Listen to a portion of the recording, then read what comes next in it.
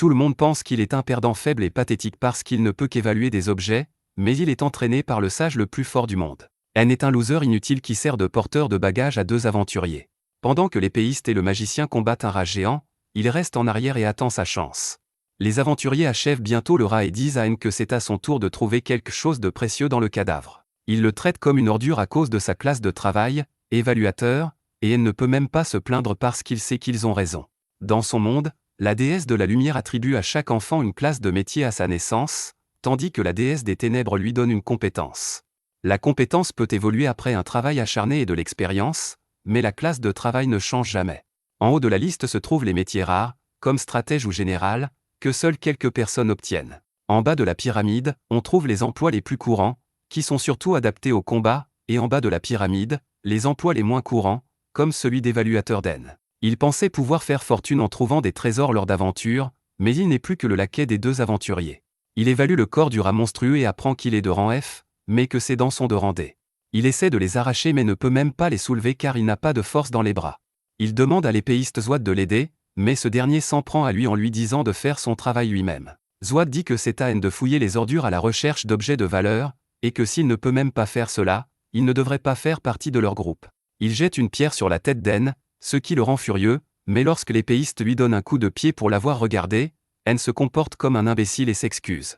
Il n'a d'autre choix que de déchiqueter le cadavre du rat à main nue pendant que les deux aventuriers parlent de lui et de sa classe d'emploi. Ils lui disent que la seule raison pour laquelle ils l'ont autorisé à rejoindre leur groupe est qu'il n'avait pas besoin de porter des cadavres de monstres entiers à la guilde pour les faire évaluer, et qu'il devrait leur en être reconnaissant. N sait qu'il doit continuer à travailler comme aventurier pour devenir riche, alors il ravale sa frustration, tout comme le yaourt de son oncle. Il continue à suivre Zouad et la fille sorcière, Julin, qui trouve soudain le cadavre d'un monstre puissant appelé le chien de l'enfer. Ils pensent que c'est leur jour de chance car les pièces du Elune se vendent très cher et demandent à N de se mettre au travail immédiatement. Il leur dit que cette installation semble suspecte parce qu'on ne trouve pas de chien de l'enfer à cet étage, mais ils lui disent d'arrêter de penser à des choses qui dépassent son échelle de salaire. Ils le poussent vers le cadavre, et pendant qu'ils le démontent, ils aperçoivent un autre cadavre au loin. Ils s'empressent de dire à N de l'expertiser et de prendre toutes les pièces de valeur de son corps. Mais N panique car, d'après la carte que leur a remise la guilde, cette section n'est pas sûre. Il tente de convaincre l'épéiste qu'il a de mauvaises ondes à propos de toute cette affaire, mais le connard lui dit d'arrêter d'être un lâche s'il veut garder son emploi. Il le menace de le renvoyer sans salaire s'il démissionne maintenant, et N n'a d'autre choix que de le suivre. Ils atteignent bientôt une autre partie du donjon, et des cadavres de Elune sont éparpillés devant eux. Zouad et Julin pensent qu'ils sont tombés sur un trésor, mais seul N se rend compte qu'ils sont tombés dans un piège. Il leur demande de bien réfléchir à la situation, car si c'était un aventurier qui avait tué ces chiens de l'enfer, il aurait déjà pris les précieux matériaux. Malheureusement, Zouad ne comprend pas la logique et demande à N de se taire. Soudain, N montre du doigt une horde de chiens de l'enfer qui se dirige vers eux, et tout le monde se fiche de peur. N voit le sang sur les mâchoires des Elune et comprend que les Elune morts ont été victimes d'une guerre de gang. Les deux aventuriers font dans leur froc car ils ne peuvent même pas vaincre un seul chien de l'enfer, et encore moins les distancer. Zouad a soudain une idée et dit à Julin qu'il devrait utiliser N comme leurre. N panique en entendant cela, mais ne peut pas se défendre car Julin l'attaque avec un sort de paralysie. N tombe au sol, incapable de bouger le moindre muscle, et les deux hommes s'enfuient après avoir nargué les chiens de l'enfer. N est complètement délirant, mais lorsque les chiens de l'enfer le mordent, la douleur le ramène à la raison et brise la paralysie. Il utilise un rocher pour éloigner les chiens de l'enfer de lui, puis leur jette la nourriture contenue dans son sac pour les occuper. Il traverse le donjon en boitant pour s'échapper, mais à sa grande horreur, Zouad et Julin ont bloqué la sortie. Heureusement, il y a un autre chemin à proximité, mais il le mène également à une impasse. À ce moment-là, N entend le bruit des chiens de l'enfer qui s'approchent de lui, et il se rend compte qu'il va mourir de toute façon.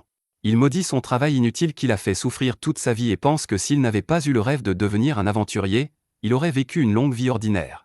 Il se rend compte qu'il est trop tard pour regretter les choses et décide alors de sauter de la falaise sans parachute parce que ce serait moins douloureux que d'être tué par les chiens de l'enfer. Il plonge du haut de la falaise en pensant à sa vie et à sa mort en tant que perdant, et après une longue chute, il touche finalement le sol.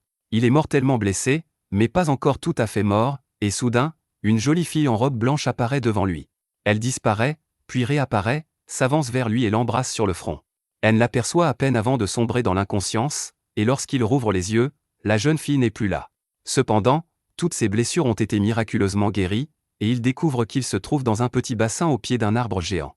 N essaie d'analyser l'eau pour voir s'il peut la boire, et il est abasourdi lorsqu'il découvre que cette eau est un objet de rang S appelé goutte d'Yggdrasil qui peut guérir instantanément n'importe quelle blessure ou maladie.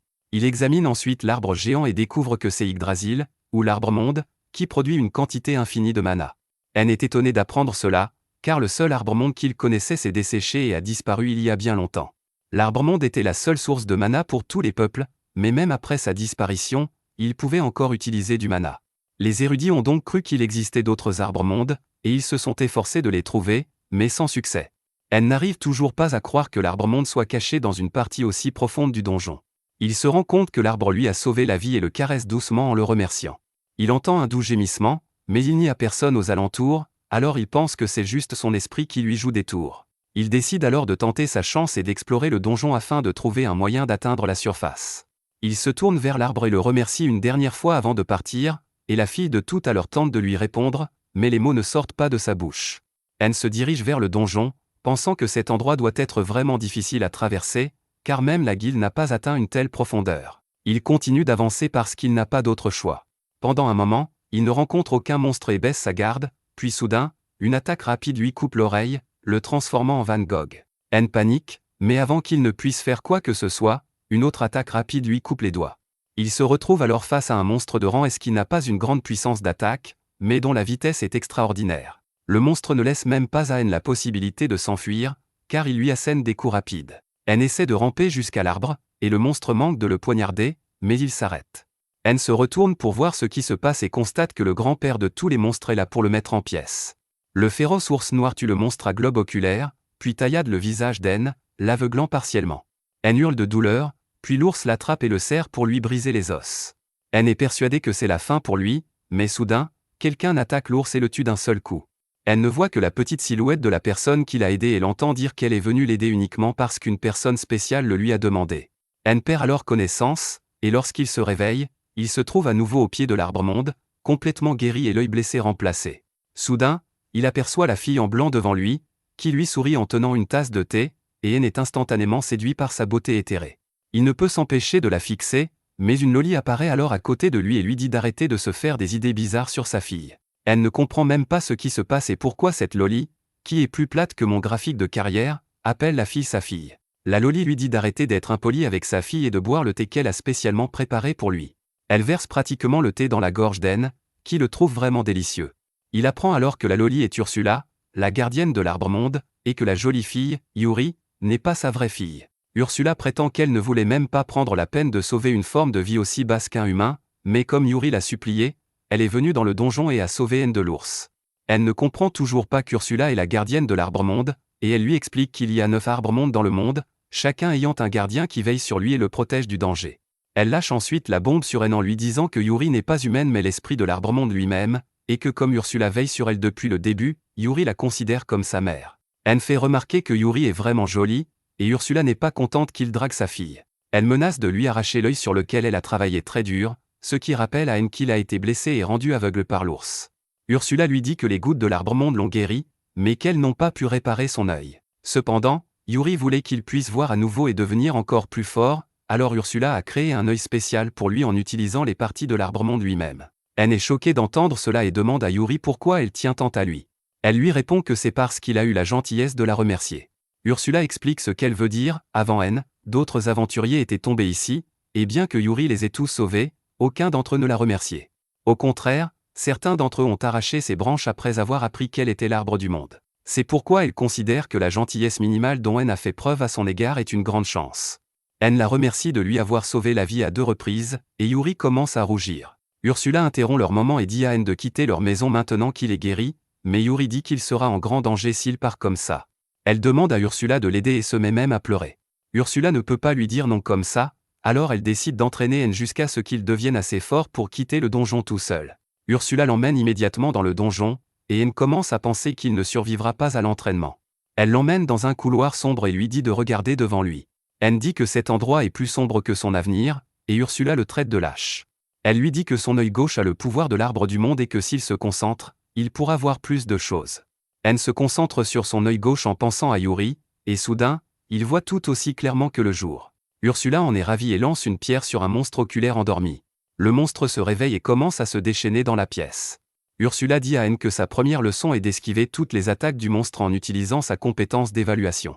N lui répond que la compétence d'évaluation ne fonctionne pas comme ça, mais Ursula en a assez de cet idiot qui abandonne avant même d'avoir essayé. Elle lui dit que son œil spirituel peut utiliser la compétence d'évaluation différemment, et N l'essaie sur le monstre du globe oculaire et découvre qu'il va ensuite viser son oreille droite. N est heureux de pouvoir lire les mouvements du monstre, mais cela ne l'aide pas, car le monstre atteint encore son oreille et la tranche.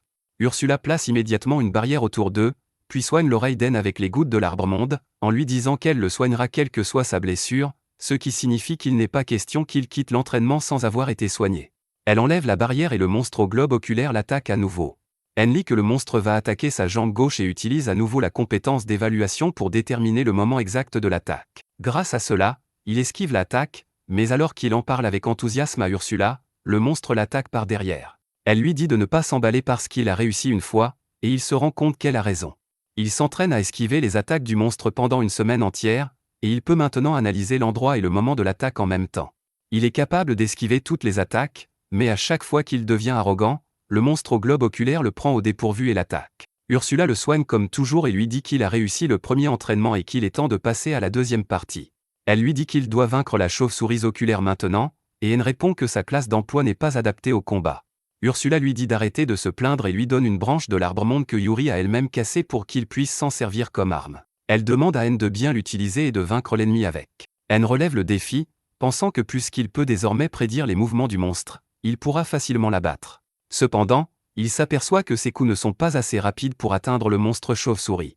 Il demande à Ursula de lui donner quelques conseils, et elle lui dit de se servir de l'œil spirituel. N décide de se concentrer sur la trajectoire du monstre, et soudain, il peut utiliser une version avancée de sa compétence d'évaluation. Lorsqu'il utilise la super compétence d'évaluation, il peut voir la trajectoire du monstre au ralenti. Il en profite pour contre-attaquer et, d'un seul coup, il écrase le monstre au sol. N est étonné de sa force, mais Ursula lui donne un coup de karaté sur la tête et lui dit d'arrêter d'être trop sûr de lui. Elle lui confie sa prochaine tâche, qui consiste à vaincre tous les monstres chauves-souris oculaires de cet étage, et N y parvient plus vite qu'Ursula ne l'espérait. Elle lui dit qu'il est temps de passer à la leçon suivante, qui consiste à évaluer les capacités du monstre à boule d'yeux et à les faire siennes. N dit que ce n'est même pas possible, mais Ursula lui répond que c'est impossible pour les humains, mais qu'avec l'œil spirituel, il peut le faire. N décide d'essayer, et après avoir regardé le monstre pendant un moment, il obtient soudain sa compétence de super accélération. Il a l'impression que sa tête va exploser sous l'effet de toutes ces nouvelles informations, mais Ursula lui dit alors d'essayer la compétence. N prend un départ accroupi puis court comme mon père après ma naissance, mais ses muscles se déchirent car ils ne sont pas faits pour supporter un tel niveau de stress. Il tombe au sol et Ursula le soigne avec les gouttes de l'arbre-monde. Elle lui dit de continuer à courir jusqu'à ce qu'il tombe, et elle le guérira. Ses muscles deviendront plus forts à chaque fois, et en faisant cela des centaines de fois, il aura un corps capable de supporter n'importe quoi. Au bout de quelques jours, son corps est devenu beaucoup plus fort, et pour sa prochaine leçon, Ursula lui dit qu'elle le laissera évaluer ses compétences, même si elle n'en a pas vraiment envie. Elle lui pose des questions sur ses compétences, et Ursula lui envoie une boule de feu sans crier gare. Elle lui dit que la capacité qu'elle lui enseigne est de lancer de la magie sans chanter de sorts et lui demande d'évaluer sa capacité pendant le court laps de temps où elle lui envoie une boule de feu. Elle n'y parvient pas et se fait retirer à point, si bien qu'Ursula se contente de le guérir et de lui tirer dessus à nouveau. Au bout d'un moment, elle apprend à lancer des boules de feu sans incanter de sorts, mais il s'effondre rapidement parce qu'il n'a pas assez de mana. Heureusement, les gouttes d'arbre-monde de Yuri lui permettent de recharger rapidement son mana et même d'augmenter sa capacité de mana. N continue son entraînement pendant environ un demi-mois, et il est capable de lancer des centaines de boules de feu à la fois et d'utiliser la magie intermédiaire. Ursula lui dit qu'il est enfin assez fort pour explorer le donjon tout seul, mais avant cela, elle veut effectuer un dernier test. Elle l'emmène combattre un ours de la mort, et N devient nerveux à cause de son traumatisme passé. Ursula lui dit d'être plus confiant parce qu'il s'est entraîné dur pour devenir fort, puis le pousse devant l'ours. N lui envoie des boules de feu, mais c'est un Stormtrooper dans l'âme, et aucune de ses attaques ne fait mouche. Heureusement, la fumée fait diversion et N utilise la compétence super vitesse pour atteindre l'ours par derrière. L'ours tente de l'attaquer, mais N utilise la compétence super appréciation pour voir les choses au ralenti et lance un puissant sort de vent sur l'ours. Il lance ensuite des boules de feu sur l'ours sans s'arrêter, en touchant et en ratant certaines, mais il parvient finalement à terrasser le monstre de rang et s'il évalue ensuite l'ours de la mort en se basant sur les données de l'ours. Il évalue ensuite les capacités de l'ours de la mort et absorbe la compétence de rang S+ Cooper d'acier, qui confère à ses attaques une durabilité et une puissance de perforation extraordinaire. Alors qu'il se remet de son mal de tête après avoir absorbé la compétence, Ursula lui dit qu'il a terminé son entraînement et qu'il est maintenant prêt à escalader le donjon tout seul. Elle le ramène ensuite à l'Arbre-Monde et lui dit d'être reconnaissant car elle va lui offrir un dernier cadeau avant qu'il ne parte. Le cadeau est le noyau spirituel restant de l'Arbre-Monde, et Anne dit qu'il ne peut pas le prendre parce qu'il est très précieux. Ursula lui explique qu'ils ne font que lui prêter le pouvoir car, une fois qu'il sera mort, le noyau retournera automatiquement à l'Arbre-Monde. Elle utilise son pouvoir magique pour fusionner le noyau spirituel avec la prothèse oculaire d'Anne, mais ce dernier ne sent aucune différence. La vieille Loli lui dit qu'il faudra beaucoup de temps à un idiot comme lui pour comprendre le véritable pouvoir de la prothèse oculaire améliorée. Anne se tourne alors vers Yuri pour la remercier, mais elle est introuvable. Il lui demande où elle est, et Yuri lui répond de l'intérieur de son œil prothétique avant de reprendre sa forme humaine. Anne ne comprend pas ce qui se passe et Ursula lui explique que l'œil d'Anne contient le noyau spirituel de l'Arbre-Monde. C'est en fait un remplacement de l'Arbre-Monde, ce qui signifie que Yuri peut vivre à l'intérieur, et qu'ainsi, elle sera avec lui où qu'il aille. Yuri annonce avec enthousiasme à Anne qu'elle le guérira de toutes ses blessures et maladies grâce aux gouttes de l'Arbre-Monde. Bien qu'il en soit reconnaissant, il demande à Ursula s'il peut emporter l'esprit de l'Arbre-Monde avec lui. Ursula l'envoie promener car elle ne veut pas envoyer Yuri avec un humain quelconque, mais elle veut aussi que la jeune fille explore le monde et se fasse de bons amis. C'est pourquoi elle a décidé de la confier à Anne, car même si c'est un idiot, c'est quelqu'un de bien. Anne jure qu'il prendra bien soin de Yuri, et Ursula lui dit qu'il a intérêt à le faire. Elle crée alors un tatouage lumineux sur sa main, qui est le sort de stockage infini. Elle sort ensuite une épée spirituelle qu'elle a créée à partir des matières premières que Yuri lui a données et demande à Anne de la ranger dans sa réserve. Avant qu'il ne puisse le faire, Ursula lui pique son œil normal et lui fait avaler une pierre magique pour qu'elle remplace son œil blessé. Anne lui demande ce qu'elle vient de faire, et elle lui explique que son œil droit est maintenant remplacé par la pierre de sage qui reliera leurs esprits. Grâce à elle, ils peuvent communiquer l'un avec l'autre à tout moment, et Ursula peut observer tout ce que voit Anne. Elle lui dit que si elle le voit s'approcher trop près de sa fille ou la battre, elle le trouvera et le tuera. Anne demande ensuite à Yuri si elle a des projets particuliers une fois qu'ils auront atteint la surface, et elle répond qu'elle veut rencontrer ses sœurs. Ursula explique qu'à l'origine, il n'y avait qu'un seul arbre-monde géant, mais qu'il a été séparé en 9 parties, et que Yuri n'est que l'une d'entre elles. Les autres arbres du monde sont ses sœurs, et Anne promet qu'ils voyageront dans le monde entier pour les rencontrer. Il commence alors son voyage, et Ursula ne cesse de lui indiquer la route à suivre et les monstres qu'il devra affronter. Anne trouve que vaincre les monstres de rang c'est beaucoup plus facile maintenant, et il n'a même pas mal à la tête en absorbant leurs capacités parce que Yuri le guérit instantanément. Il atteint bientôt la salle du boss, et Ursula lui dit que s'il ne bat pas le boss, le chemin vers les autres étages ne s'ouvrira pas. Anne n'est pas sûre de lui, car le monstre du boss sera beaucoup plus fort que tout ce qu'il a affronté, mais Yuri et Ursula lui disent d'avoir confiance en lui.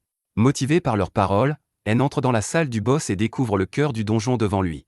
Soudain, un cercle d'invocation apparaît sur le sol, d'où émerge un golem de pierre géant. Anne dit à Yuri de retourner dans son œil et se précipite vers le golem. Il évite facilement la première attaque, mais le golem lui assène un puissant coup de poing. Anne utilise une autre de ses compétences acquises pour rendre ses mains aussi dures que l'acier, mais l'effet du coup de poing déchire les muscles de ses jambes. Yuri le soigne sur place, puis utilise la compétence de dissolution du poison qu'il a acquise en tuant un serpent géant pour faire fondre la main du golem. Cela rend le golem furieux et il commence à attaquer Anne, qui échappe à ses attaques et se cache derrière des rochers. Il se rend compte qu'il ne peut plus s'approcher du golem, mais Ursula lui dit d'utiliser le sort ultime qu'elle lui a enseigné, car il a assez de mana pour cela. Anne décide de suivre son conseil et utilise immédiatement la magie ultime Nova Strike sur le golem, le frappant avec la puissance d'une météorite et faisant fondre son corps. Il n'arrive pas à croire qu'il peut faire cela maintenant, et Yuri sort alors de son corps et commence à le soigner. Anne lui prend les mains pour la remercier, et Yuri se met à rougir. Cela ne plaît pas à Ursula, qui lui dit de se concentrer sur l'évaluation des restes du golem.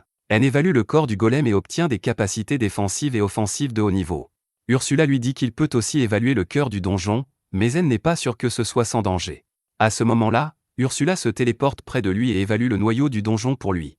Elle constate qu'il est similaire au noyau spirituel de l'Arbre-Monde et l'utilise pour renforcer la prothèse oculaire d'Anne. Elle lui dit qu'il peut vaincre d'autres boss de donjon et utiliser les noyaux pour améliorer la puissance de son œil spirituel, ce qui le rendra encore plus fort. Sur ce, ils sortent tous les trois de la salle des boss, et les portes se referment derrière eux. Ursula dit que depuis que le noyau du donjon a disparu, le donjon est effectivement scellé maintenant. Cela signifie que le chemin vers l'Arbre-Monde a été fermé, et que même le trou par lequel Anne est tombée a dû être scellé. Elle dit que maintenant personne ne peut atteindre l'Arbre-Monde, ce qui signifie qu'elle n'a pas besoin de rester pour le protéger. Elle décide d'accompagner Yuri et Anne, et ils atteignent bientôt la surface. Pendant ce temps, dans un bar de la ville, l'épéiste Zoad boit un verre avec quelques compagnons d'aventure. Il leur raconte que son groupe a été encerclé par des chiens de l'enfer dans le donjon et qu'il ne pensait pas s'en sortir vivant.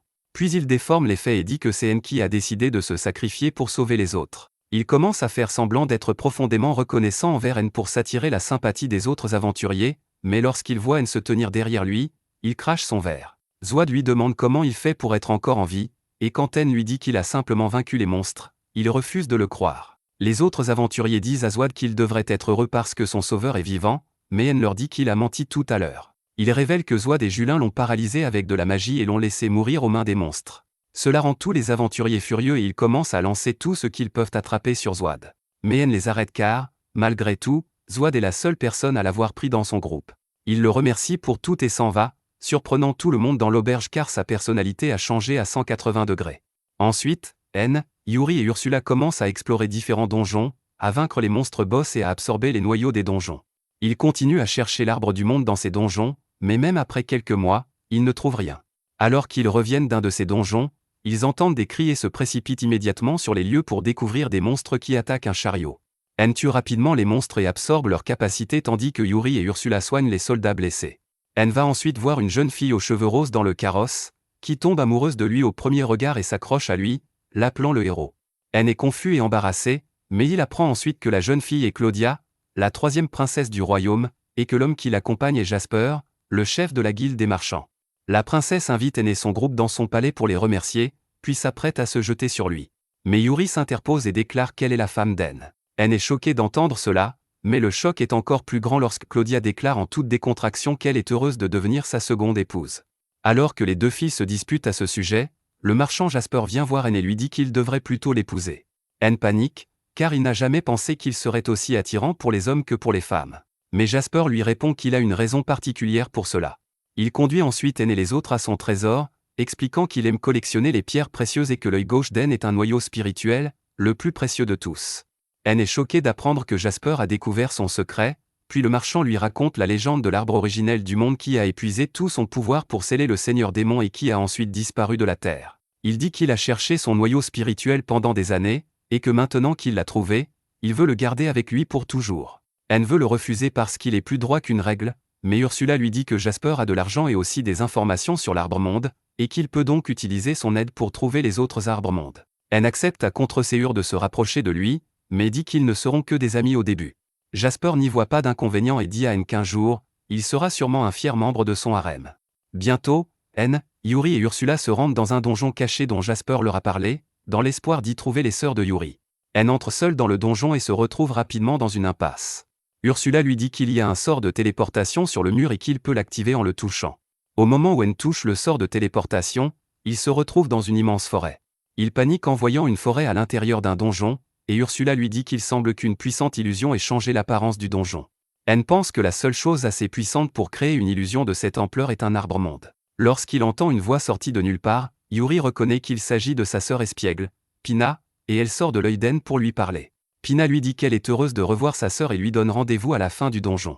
N se plaint à la Loli espiègle que Yuri a fait tout ce chemin pour la rencontrer, et qu'elle devrait donc utiliser la magie de téléportation pour les amener chez elle immédiatement.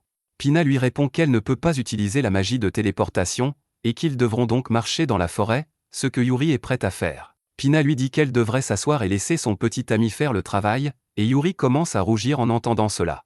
N dit également à Yuri de retourner dans son œil parce que la forêt peut être dangereuse, et qu'il la nettoiera plus vite par lui-même. Pina se moque de sa confiance en lui disant qu'elle a placé des centaines de pièges dangereux dans toute la forêt, en plus de monstres féroces, et qu'aucun humain ne peut la traverser.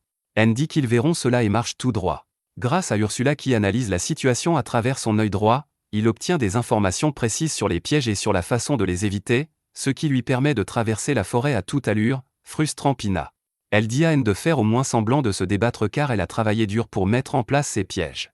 Yuri lui dit également que Pina aime créer des choses et divertir les gens avec, et il répond que ce divertissement peut coûter la vie à quelqu'un. Pina lui répond simplement qu'elle n'est pas une meurtrière et qu'elle envoie les gens dehors avant qu'ils ne soient en grand danger. Elle dit ensuite que des monstres puissants vont arriver et exhorte N à abandonner. Il déclare qu'il ne reculera devant rien pour rendre Yuri heureuse, et c'est alors qu'un monstre végétal de rang S apparaît devant lui.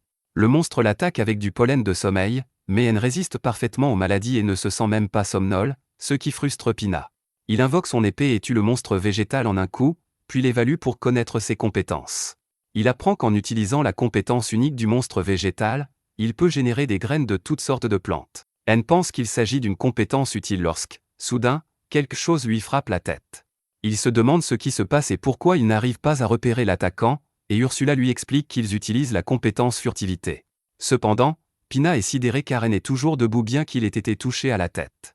Il lui répond qu'il dispose de la compétence surprise attaque nullification, et qu'il ne subira donc aucun dégât de ses attaques, ce qui l'énerve encore plus. Pour couronner le tout, Ursula parvient à localiser les monstres qui attaquent N, et ce dernier utilise la magie de gravité pour les écraser instantanément.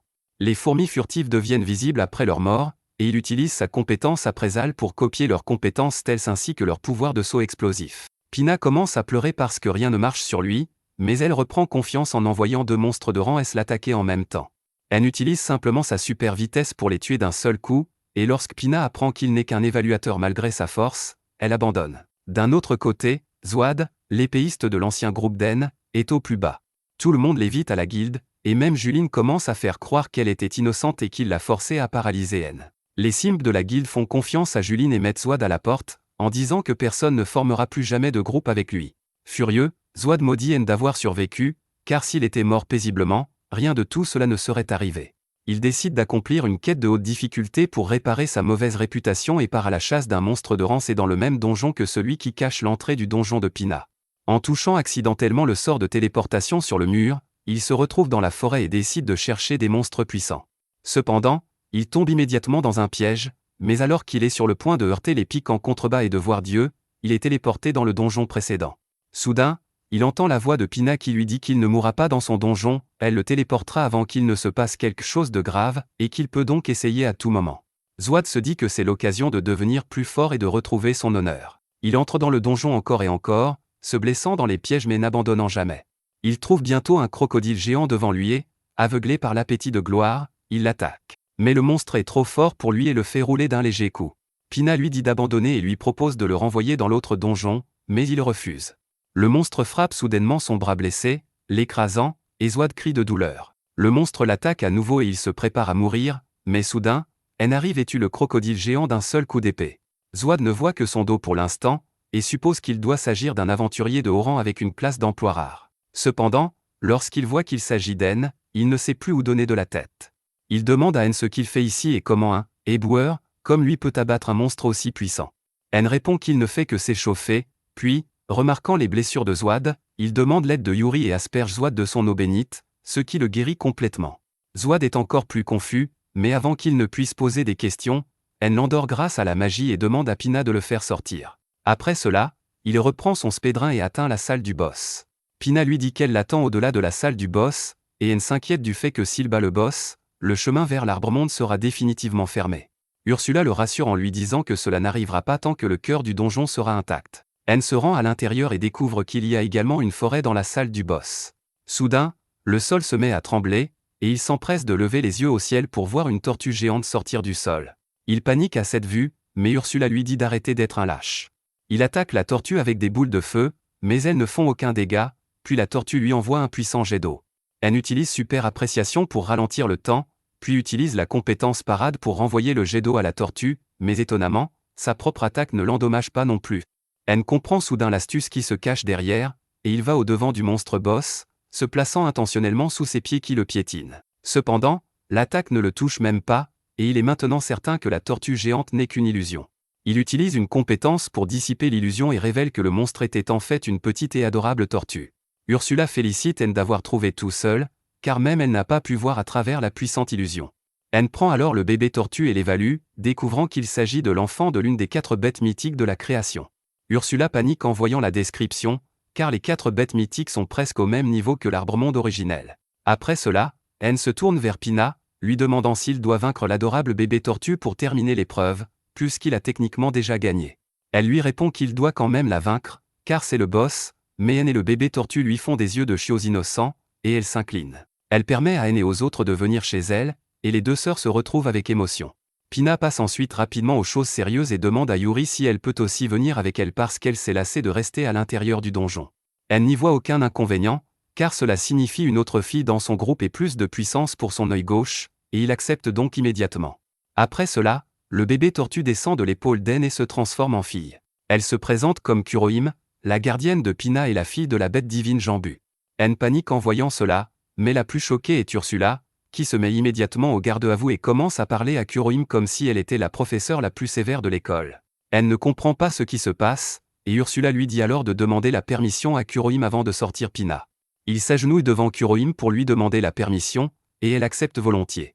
Elle offre une pierre de sage à N, car elle souhaite également l'accompagner pour découvrir le monde. Bientôt, Ursula transforme le noyau spirituel de Pina et améliore l'œil spirituel d'N, lui permettant ainsi d'augmenter son niveau. Il est heureux de recevoir cette amélioration, mais il est encore plus heureux de voir Yuri sourire avec sa sœur. Il reste maintenant 6 autres sœurs, et il prévoit d'unir Yuri à chacune d'entre elles. Le lendemain, le marchand Jasper emmène N à la guilde des aventuriers. N est nerveux à l'idée d'être là avec une personnalité aussi importante que lui, car il craint que les gens pensent qu'il est un fanboy qui a vendu sa dignité à un riche sugar daddy. Cependant, Jasper lui dit d'avoir plus confiance en lui, car ils vont montrer à tous sa vraie valeur. Bientôt, la réceptionniste arrive et salue Jasper avec beaucoup d'enthousiasme.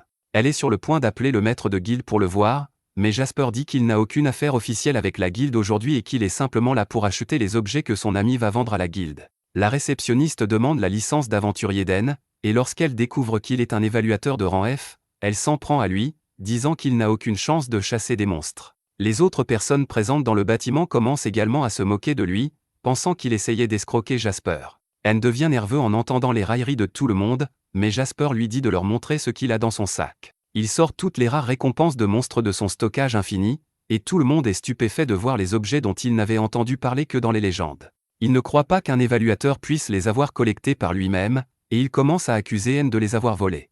N sent son estime de soi sombrer plus bas que le Titanic et regrette d'être venu à la guilde. C'est alors qu'une maman tombois arrive et dit à tout le monde de se taire, car personne ne devrait être jugé en fonction de son métier.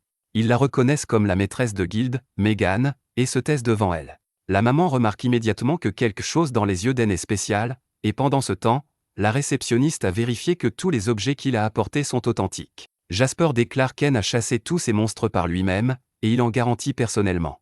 La réceptionniste demande immédiatement pardon à N, et même Megan lui dit d'épargner la fille pour l'avoir jugée sur son métier. N se sent bien après avoir entendu cela, et alors qu'il la remercie avec un sourire, la maman prend un licking pour lui. Elle lui dit qu'il est mignon et qu'elle aimerait l'avoir comme boy toy, mais N panique car il ne sait pas comment répondre à cela. Megan lui dit de réfléchir à son offre car ils vont se revoir souvent de toute façon, puis retourne à son bureau. La réceptionniste dit à N d'attendre pendant qu'elle obtient une estimation de la valeur de son butin, mais Jasper lui dit de sortir également les objets du donjon caché. Les aventuriers paniquent en entendant qu'N a nettoyé un donjon caché, et ils commencent à le traiter comme une célébrité, mais N déteste l'attention et s'enfuit immédiatement. Plus tard, alors qu'il se détend dans un bain chaud, Yuri apparaît soudainement à côté de lui, et c'est un sel panique car il n'a jamais vu une fille dans son plus simple appareil auparavant. Pina suit également sa sœur aînée et sort, taquinant N en disant que sa troisième jambe réagit à Yuri. Elle commence aussi à taquiner Yuri, mais Ursula arrive et manque de réduire N en miettes avec sa puissante magie pour avoir posé ses yeux sales sur le corps de sa fille. N se précipite immédiatement dehors pour éviter davantage d'embarras, et il trouve Kurohime en train de se détendre là-bas. Elle remercie N d'avoir emmené Pina et elle avec lui, car elle n'a pas vu la fille aussi heureuse depuis très longtemps. Il répond qu'il va également trouver les 6 autres sœurs, mais Kurohime devient sombre en lui disant qu'elles sont 7. N est choquée d'entendre cela, et Kurohime explique que le plus ancien arbre-monde a disparu du monde, mais que son noyau spirituel n'a pas été complètement détruit. Elle est sur Keshina, l'esprit de l'arbre-monde, et vivante avec son gardien quelque part, mais ils n'ont aucune idée de où la trouver. Le lendemain, N se réveille de bonne humeur et décide de reprendre sa recherche des autres arbres-mondes. Il se rend au bureau de Jasper pour lui parler, et à sa surprise, Megan est également là avec une quête spéciale pour lui. Elle dit à N que sa mission est de vaincre Behemoth, un dragon monstrueux créé par le Seigneur Démon il y a longtemps. Lorsque le Seigneur Démon a disparu, Behemoth a disparu avec lui, mais récemment, il est réapparu. Megan dit à N qu'elle veut qu'il vaincre le monstre de rang SS, et Jasper précise que cette mission pourrait lui coûter la vie. Tous deux disent qu'ils comprendront si elle ne veut pas prendre cette mission risquée, mais il n'a aucune hésitation à l'accepter pour les aider. Megan le remercie et dit qu'elle espère son succès. Le lendemain, N se rend à l'endroit où Behemoth a été repéré, et Ursula lui dit que le monstre est un ancien dragon de terre qui peut absorber le mana et tirer des projectiles capables de déchirer l'espace. Elle dit à N que Behemoth se cache sous le sable pendant la journée et lui demande de le faire sortir. N invoque son épée et utilise ensuite son sort ultime pour créer un cratère géant dans le sol. Le dragon en colère en sort et demande qui a osé perturber son sommeil. Il regarde N, qui semble faible mais a réussi à lancer un sort puissant. Behemoth se souvient comment il a été dominé depuis sa naissance car le Seigneur Démon l'a créé ainsi. Il a toujours essayé de trouver quelqu'un qui puisse lui offrir un combat divertissant, et il voit un espoir dans le garçon devant lui. Il demande à N qui il est, et N se présente comme l'homme qui va le tuer. Behemoth rit, disant qu'il est le monstre le plus puissant créé par le roi démon. N dit qu'il peut aussi vaincre le roi démon car il ne devrait pas être si fort non plus. Le dragon peut supporter n'importe quelle insulte, mais il ne tolère pas qu'un humain critique son maître. Il commence à tirer des projectiles magiques sur N, qui les esquive rapidement. N se précipite alors vers Behemoth, lui tranchant le bras avec sa lame. Le dragon ne peut pas croire que ses écailles résistantes ont été coupées si facilement, et il décide de changer de style de combat et s'enfuit sous terre. Il ressurgit juste sous N et l'aval entier, confiant que cela suffira à gagner le combat. Cependant, l'instant suivant, sa bouche explose en centaines de morceaux, et malgré cela, Behemoth conserve sa conscience. Il réalise que c'est sa première et dernière défaite, et qu'il n'aurait pas dû sous-estimer son adversaire juste parce qu'il était un humain. Behemoth demande à N comment il l'a vaincu, et N révèle qu'il a lancé son sort ultime à l'intérieur de son corps. Il explique qu'il l'avait déjà analysé avant le combat et avait découvert que le dragon pouvait absorber le mana à travers ses écailles résistantes, ce qui signifiait qu'une attaque de l'intérieur serait beaucoup plus efficace. N dit également à Behemoth qu'il a mis en place une barrière avant de lancer son sort ultime pour se protéger des dégâts. Le dragon monstrueux réalise qu'il n'avait aucune chance contre N, et lui dit qu'il s'est bien battu. Lentement, son âme se transforme en fumée et quitte les restes fragmentés de son corps, puis N évalue ses compétences pour les copier. Il obtient un tas de compétences de rang SS, y compris la nullification des attaques magiques, le vide et la manipulation de la terre. Quelques jours plus tard, N et Yuri revisitent le palais royal sur l'invitation de la princesse Claudia, qui a déjà décidé qu'elle est la deuxième femme d'N sans sa permission. Il essaie de faire sortir cette idiote de son délire, mais elle lui dit qu'elle l'a invité ici pour rencontrer son père. N panique alors que le roi entre soudainement dans la pièce, et il bégaye comme une chèvre en essayant de se présenter. Malgré son apparence sévère, le roi est un faible, et il a également accepté N comme son gendre sans sa permission. Le roi remercie N d'avoir vaincu Behemoth et d'avoir sauvé sa fille l'autre jour. Il s'incline devant lui, et N, nerveux, lui demande de remercier Yuri à la place, car sans elle, il n'aurait rien pu faire. Le roi exprime sa gratitude envers Yuri et dit à N qu'il attend avec impatience les réalisations qu'il accomplira à l'avenir. Il décide ensuite de partir pour le travail, mais avant de partir, il donne à N une montre en argent avec l'emblème royal qui lui donnera un accès illimité à n'importe quel endroit où il souhaite se rendre. Bien qu'N pense que c'est trop, il accepte la montre car elle peut l'aider à trouver plus d'informations sur la famille de Yuri. Pendant ce temps, l'histoire de la défaite de Behemoth par N se répand dans la ville, et tout le monde commence à le respecter, tout le monde sauf Zwad, qui est traité comme de la merde par tout le monde. Il est jaloux d'N pour être devenu célèbre et fort si rapidement et le blâme pour ses malheurs. Zwad sait qu'il ne peut cavaler sa rage car il ne peut rien faire contre N pour le moment, mais une maman bronzée apparaît devant lui et se présente comme un esprit nommé Echidna, et elle dit qu'elle peut lui donner le pouvoir dont il a besoin pour se venger. D'un autre côté, N se retrouve dans un cauchemar sur son passé. Il voit Zwad le traiter comme de la merde, et il agit comme un perdant qui accepte les insultes avec un sourire. Il essaie de crier sur son moi passé dans le rêve, mais évidemment, il n'entend rien. Soudain, il voit une meute de chiens de l'enfer dévorer son corps, et cela le fait frissonner de peur alors qu'il réalise qu'il aurait pu finir comme ça. Soudain, son corps à moitié mangé commence à ramper vers lui, lui disant qu'il a survécu uniquement parce qu'il avait une armure scénaristique. Il dit qu'N est un perdant total qui serait mort sans défense s'il n'était pas tombé sur l'arbre monde par hasard, et même s'il est fier de sa fausse force maintenant, rien ne change le fait qu'il est faible et inutile à l'intérieur. N commence à crier en entendant cela, et son rêve se termine brusquement. Ursula est assise à côté de lui, et elle lui demande s'il va bien. N reprend finalement ses esprits et demande où ils sont. Elle lui dit qu'il s'est effondré après la réunion avec le roi à cause de l'épuisement et qu'il dort depuis. Ursula se plaint que Yuri s'inquiète pour lui, et N demande immédiatement où elle est.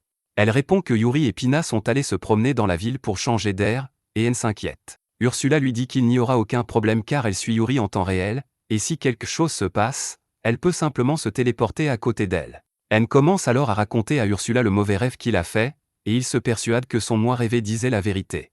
Il croit qu'il est devenu si fort uniquement grâce à sa chance qui l'a conduit à Yuri, mais au fond, il est toujours la même merde qui ne sert à rien. D'un autre côté, Zwad essaie de comprendre l'offre de la maman bronzée, Echidna. Incapable de croire qu'il y a un moyen de lutter contre N, Echidna lui dit qu'N est devenu si fort sans même travailler dur grâce à l'œil spirituel. Zwad la croit et commence à maudire N pour avoir triché pour devenir fort, et Echidna rit, lui offrant le même pouvoir. Zwad est excité en entendant cela et dit qu'il veut aussi l'œil spirituel, et Echidna invoque une version corrompue de l'œil maléfique. Elle l'insère dans le front de Zwad, et il commence à crier alors qu'il se transforme en démon. Echidna est ravie de ce résultat, et elle lèche ses lèvres de manière inquiétante en disant à Zwad d'aller se venger. Zwad rugit fort et saute haut dans le ciel, se sentant incroyablement rapide et fort. Il saute par-dessus les toits lorsqu'il aperçoit soudainement Jolene avec son nouveau petit ami. Il décide de se venger d'elle en premier et saute immédiatement devant elle. Son petit ami essaie de la protéger du monstre vert, mais Zwaad ne perd pas de temps et lui arrache immédiatement la tête. Jolene est horrifiée et dévastée en voyant cela, et en entendant la voix de Zwaad, elle le reconnaît. Elle réalise qu'il est là pour se venger et essaie immédiatement de le calmer. Elle s'excuse abondamment, disant qu'elle dira à la guilde qu'elle a lancé le sort de paralysie sur N de son propre gré. Zwaad ne semble pas convaincu par cela, alors la désespérée Jolene dit qu'elle fera tout ce qu'il veut, mais il lui arrache simplement la tête aussi. Il commence à semer la pagaille dans la ville, détruisant des bâtiments et blessant des passants innocents. Heureusement, Yuri et Pina sont à proximité, et Yuri utilise ses capacités de guérison pour aider les blessés. Echidna la sent et utilise la télépathie pour dire à Zwaad d'arrêter de jouer avec les gens ordinaires et de cibler les esprits à la place, car s'il les tue, elle ne pourra plus utiliser leur pouvoir. Zwaad aime l'idée, et il se retrouve immédiatement derrière Yuri pour l'attaquer. Yuri est trop terrifié pour bouger, mais Pina crée une barrière autour de Zwaad au dernier moment, protégeant sa sœur. Elle prend la main de Yuri et commence à s'enfuir pendant que Zwaad essaie de briser la barrière avec ses poings. Echidna lui dit que ses poings ne briseront pas la barrière et lui dit d'utiliser le pouvoir spécial contenu dans son œil spirituel. Zwaad canalise le pouvoir anti-esprit de l'œil, et une aura sombre entoure son bras, lui permettant de briser la barrière d'un seul coup. Il saute alors vers Yuri et Pina et les rattrape en un rien de temps. Pina utilise une autre barrière pour l'arrêter, mais en utilisant son pouvoir anti-esprit, Zwaad brise la barrière et l'envoie voler. Pina est choquée et terrifiée de voir sa barrière brisée si facilement, et elle abandonne tout espoir. Soudain, Yuri se met devant elle, lui disant de s'enfuir. Zwaad l'attrape rapidement et commence à la serrer tout en lui disant de blâmer N pour sa mort. Yuri appelle N à l'aide alors que Zwaad essaie de l'attaquer, mais l'instant suivant, N se téléporte là et tranche Zwaad pour sauver sa fille. Ursula arrive une fraction de seconde plus tard, et N dit à tout le monde de rentrer dans son œil pendant qu'il s'occupe du monstre. Il essaie de l'évaluer mais n'obtient aucune information claire sur lui, à part le fait qu'il s'agit d'une chimère artificiellement formée. Ursula essaie également d'évaluer Zwaad, mais elle ne trouve rien non plus car Echidna a utilisé un sort de dissimulation de haut niveau sur lui. Zwaad charge alors N, qui le part facilement et l'envoie s'écraser dans une maison voisine. Zwaad sort du toit et commence à le submerger avec ses attaques rapides, et quand N utilise une barrière, il la brise facilement. N ne comprend pas ce qui se passe, mais Zwaad lui demande si c'est tout ce qu'il a. N reconnaît sa voix, et Zwaad lui dit qu'il a également évolué après avoir obtenu le pouvoir de l'œil spirituel. N est encore plus confus maintenant, et profitant de cette occasion, Zwaad lance une nouvelle série d'attaques et le repousse. Il se retrouve sur un toit, et Zwaad dit à N qu'il se sent au sommet du monde avec ce pouvoir. Il montre les cadavres de Jolene et de son petit ami, disant qu'il s'est vengé de ceux qui se sont moqués de lui. Il dit à N qu'ils sont pareils et qu'il doit aussi vouloir se venger de lui pour tout ce qu'il a fait. N lui dit qu'ils ne sont pas pareils et qu'il ne veut pas se venger, mais la personnification de ses insécurités et de ses émotions négatives apparaît derrière lui et lui dit d'arrêter de mentir. Il dit à N de céder à sa haine et de se venger, et N se bouche les oreilles pour empêcher sa voix d'atteindre ses oreilles. En même temps, Zwaad continue de l'insulter, et N est acculé. Soudain, Yuri sort et dit à Zwaad de la fermer car elle n'est pas comme lui. Elle dit qu'N est fort et gentil, et qu'il ne s'abaissera jamais assez pour rêver de vengeance. Ursula sort également et dit à N de croire en lui car il est devenu fort non seulement physiquement mais aussi mentalement. Elle lui dit qu'il a peut-être obtenu des capacités et des pouvoirs grâce à Yuri, mais qu'il a toujours eu le courage et la gentillesse d'avancer malgré tout. Yuri lui dit également qu'elle croit en lui, et motivée par ses paroles, N décide de faire face à ses insécurités de front. Il déclare qu'il sera à la hauteur des attentes de Yuri quoi qu'il arrive et devient Super Saiyan, libérant une énorme quantité de mana doré qui brûle ses insécurités et ses émotions négatives. Même Zwaad est surpris par cette explosion de mana, et Ursula dit à N qu'il a enfin arrêté de douter de lui et qu'il peut maintenant utiliser la pleine puissance de l'esprit. Zwaad dit que cela ne l'empêchera pas de tuer N et se précipite immédiatement vers lui. N reste complètement immobile jusqu'au dernier moment, puis frappe Zwaad avec un contrepoint qui l'envoie s'écraser sur la route. Zwaad ne peut pas accepter cela, mais N marche déjà vers lui avec une expression de pitié sur le visage. Zwaad se précipite pour l'attaquer par frustration, et N invoque une barrière qui arrête son pouvoir sombre. Ursula dit à Zwaad qu'il n'a reçu qu'une petite partie du pouvoir de l'esprit derrière lui et qu'il ne peut pas battre N dans son état actuel. Zwaad crie à Echidna de lui donner plus de pouvoir, et elle le fait avec plaisir, le mutant encore plus. Zwaad dit à N qu'il est le plus fort maintenant et se précipite vers lui, mais N invoque son épée et frappe le pauvre diable avec une puissante attaque, détruisant son corps et l'œil spirituel corrompu. Cependant, Zwaad survit d'une manière ou d'une autre à l'attaque, et bientôt les gardes arrivent et l'arrêtent. N le regarde être emmené et pense que quelqu'un a utilisé sa faiblesse et son désespoir contre lui. Il commence à se demander qui est derrière tout cela et pourquoi ils font cela, mais il n'y a aucun indice pour trouver une réponse. Plus tard dans la nuit, et Shinna récupère la partie brisée de l'œil spirituel corrompu, qui était en fait un dispositif d'enregistrement pour collecter des données sur le pouvoir et les compétences d'En. Elle est impressionnée par ses capacités et également déçue qu'il ait intentionnellement retenu son pouvoir pour ne pas tuer Zwaad. Cependant, elle a scellé les souvenirs de Zwaad pour qu'il ne révèle rien sur elle aux flics. Et Shinna retourne ensuite à sa base, promettant au seigneur démon qu'elle va le ressusciter à tout prix. Le lendemain, alors qu'En boit du thé, Yuri s'approche soudainement de lui pour lui demander quelque chose. Elle s'agite dans tous les sens, excitée et embarrassée, en demandant à N de l'embrasser, et cette incel commence à transpirer parce qu'il n'a jamais embrassé une fille dans ses rêves. Il demande à Yuri d'arrêter de le taquiner, mais elle insiste sur le fait qu'elle est sérieuse car il s'agit du rituel du contrat entre un esprit et son gardien. À ce moment-là, Ursula surgit derrière le canapé et, bien qu'elle ne soit pas très contente, elle affirme que Yuri dit la vérité. Elle explique que jusqu'à présent, N était un gardien en formation et que son lien avec Yuri était instable, ce qui faisait que son mana était soit trop fort, soit trop faible, ce qui mettait Yuri à rude épreuve. Ursula lui dit que maintenant qu'il est éveillé, il devrait passer un contrat avec elle pour stabiliser leur lien, et N comprend. Il pense que l'embrasser sur le dos de sa main suffira pour le contrat, mais Pina et Kurohime arrivent à leur tour et conseillent à N de faire un bon vieux baiser avec la langue. Il leur dit de regarder cela et bien d'autres choses encore sur son OnlyFans pour seulement $309 par mois. Ursula les réprimande et leur demande de laisser N et Yuri en privé. Sur ce, tout le monde quitte la pièce et Yuri ferme les yeux pour se préparer au baiser. N est choquée parce qu'elle va vraiment lui donner un baiser, et il s'approche d'elle avec enthousiasme. Malheureusement, il trébuche sur la jambe de John Cena et, au lieu de s'approcher des lèvres, il embrasse accidentellement Yuri sur le front. C'est suffisant pour former le contrat, et N se met à niveau tandis que Yuri commence à fondre de joie. De son côté, Echidna se rend au royaume des démons et rend visite à un démon corbeau de haut rang nommé Falco. Elle lui dit qu'elle a des ordres à lui donner directement de la part du seigneur des démons, qui veut qu'il tue N. Falco ne souhaite pas s'occuper personnellement d'un simple humain, et même lorsqu'Echidna lui dit qu'il a vaincu Behemoth, il n'est pas convaincu. Echidna use donc de ses charmes pour le séduire et, comme un bêta, Falco lui promet d'en finir rapidement avec N. Il crée immédiatement un portail vers le monde des humains et s'envole à toute vitesse vers la maison d'N. Il est persuadé que sa super vitesse lui permettra de remporter une victoire facile, mais apparemment, N l'a senti approcher, et il sort de sa chambre pour lui parler. Falco s'arrête devant lui et commence à se présenter fièrement, mais N lui demande de se taire car tout le monde dort. Falco est furieux, et il fonce à toute vitesse, mais pour N, il se déplace très lentement. N le repousse d'une gifle et arrive à côté de lui en une seconde. Il frappe Falco avec les balles à vide pour l'achever, puis absorbe ses capacités de contrôle du vent et de super vitesse. Alors qu'il se demande pourquoi le démon le prend pour cible, Yuri et d'autres apparaissent devant lui parce que le bruit du combat les a réveillés. Le lendemain matin, N se rend à la bibliothèque interdite du palais royal pour en savoir plus sur les donjons cachés. La princesse Claudia est là pour l'accueillir et le guider, et grâce à la montre royale que le roi lui a offerte, N n'a aucun mal à atteindre la bibliothèque. Cependant, Claudia lui explique que seuls ceux qui ont la permission du roi et du bibliothécaire peuvent entrer dans la bibliothèque interdite. Elle demande à N d'essayer d'entrer par la porte, ce qu'il fait sans problème, mais lorsque Yuri tente de le suivre, elle se heurte à un mur invisible. Ursula se téléporte à côté d'elle et constate que le mur est assez fort pour l'empêcher d'entrer elle aussi, et qu'il a également perturbé la connexion entre N et Yuri. N est inquiet, mais il décide d'aller chercher rapidement ce dont il a besoin. Une fois arrivé au bâtiment principal, il se rend compte qu'il y a trop de livres et qu'il ne sait pas comment trouver celui dont il a besoin. Soudain, il aperçoit une jeune fille qui tombe par terre et il s'empresse de la sauver. La jeune fille est très émue lorsqu'elle le remercie, et N lui demande comment elle est tombée. Elle lui répond qu'elle lisait un livre en haut de la bibliothèque et qu'elle était tellement occupée qu'elle n'a même pas remarqué qu'elle tombait.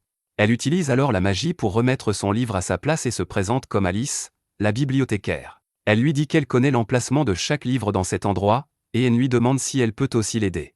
Il dit qu'il veut un livre sur les donjons cachés afin de pouvoir réunir une personne spéciale de sa vie avec sa famille. Alice devient soudain un peu triste en entendant cela, et après avoir donné le livre à N, elle lui demande comment va Yuri.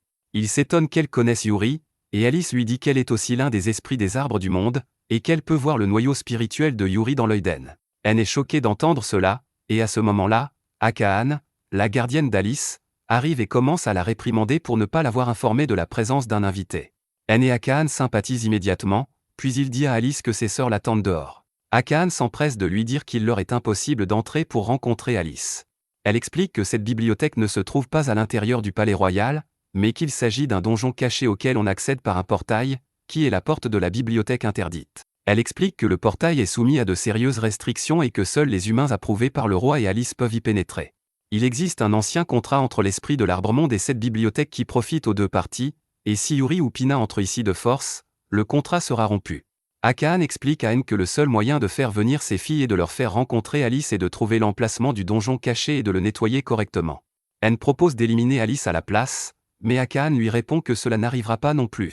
Elle dit qu'Alice est une faible qui ne peut pas se battre, et qu'elle n'a pas l'intention de quitter cet endroit non plus. Alice devient sombre en entendant cela, et N s'approche d'elle, sachant qu'elle a peur d'aller dans le monde inconnu. Il lui dit qu'il était lui aussi comme ça, mais qu'avec le soutien de Yuri et des autres, il est devenu plus fort et plus confiant. Il promet à Alice que si elle veut découvrir le monde, il la protégera de tout et la soutiendra de toutes les manières possibles. Alice s'énerve en entendant cela, puis N lui dit qu'il la reverra demain après avoir trouvé l'entrée du donjon. Le lendemain, alors qu'Akane toilette Alice, elle lui demande si elle veut sortir. Elle sait qu'Alice est effrayée, mais il est très facile de lire sur son visage qu'elle l'aime bien.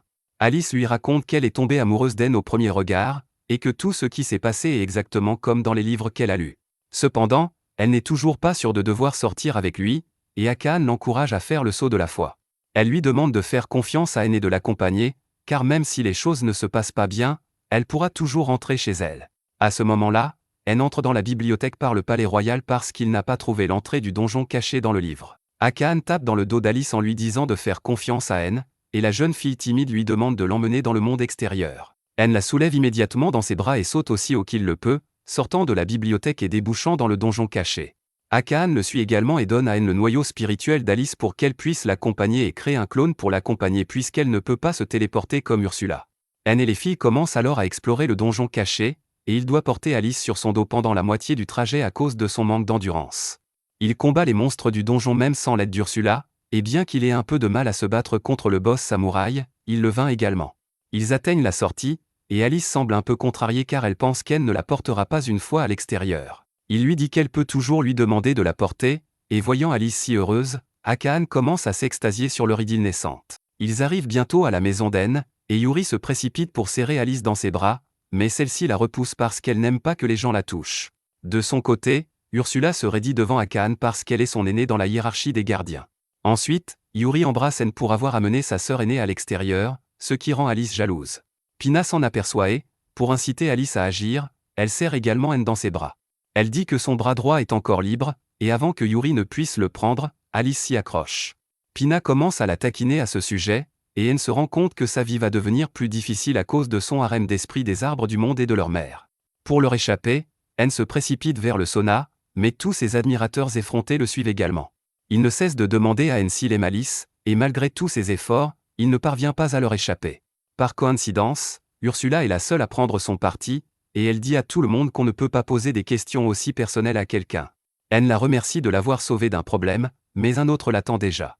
Il craint que d'être entouré de toutes ces beautés sensuelles ne fasse réagir son arbre-monde. Il explique aux filles qu'il ne supporte plus la chaleur et tente de quitter le sauna quand Alice tombe soudainement sur lui.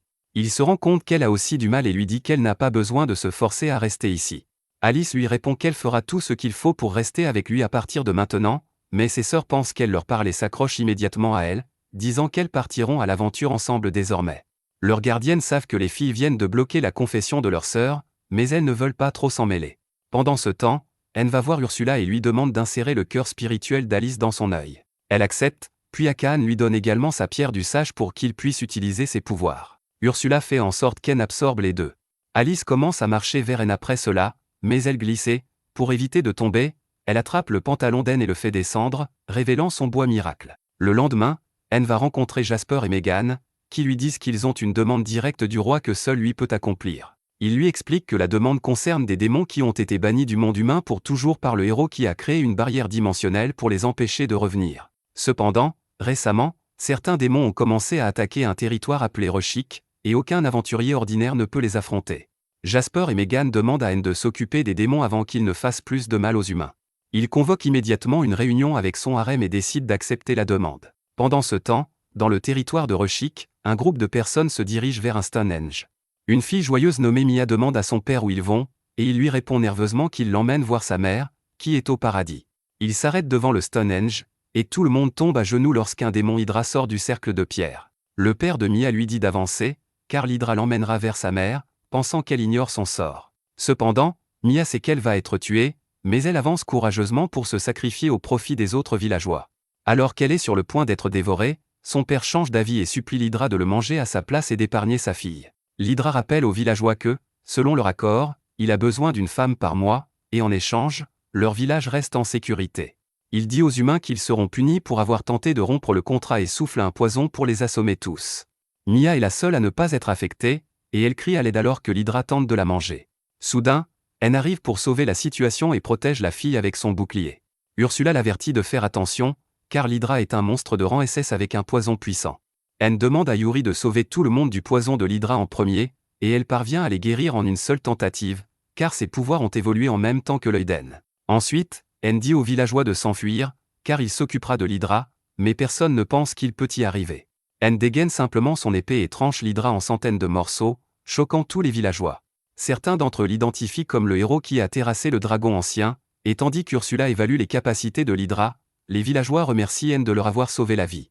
Il leur demande de l'emmener voir le seigneur de cette région, et les villageois deviennent soudainement sombres. Ils disent à N que même s'il les a sauvés de l'Hydra, il aurait mieux valu les laisser mourir. Il s'éloigne sur ces mots, mais N est déterminé à rencontrer le seigneur et à comprendre ce qui ne va pas dans cet endroit.